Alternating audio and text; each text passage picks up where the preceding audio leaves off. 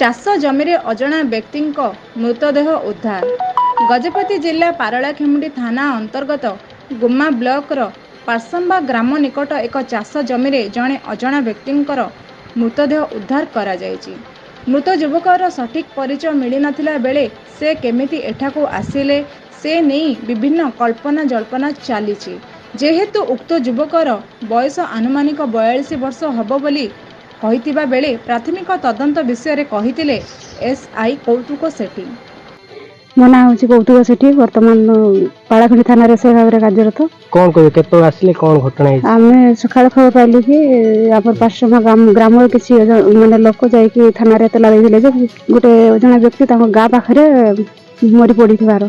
ତ ଖବର ପାଇକି ସାଙ୍ଗେ ସାଙ୍ଗେ ଆଇସି ନିର୍ଦ୍ଦେଶକ ପଳେଇ ଆସିଲୁ ପାଳାଖେମୁଣ୍ଡି ମାନେ ସ୍ପଟ୍ ଆସି ସାରିଲା ପରେ ମୁଁ ଆମ ଷ୍ଟାଫ୍ ପାଳାଖେମୁଣ୍ଡି ଷ୍ଟାଫ୍ ସାଇଣ୍ଟିଫିକ୍ ଟିମ୍ ମଧ୍ୟ ଆସିଛନ୍ତି।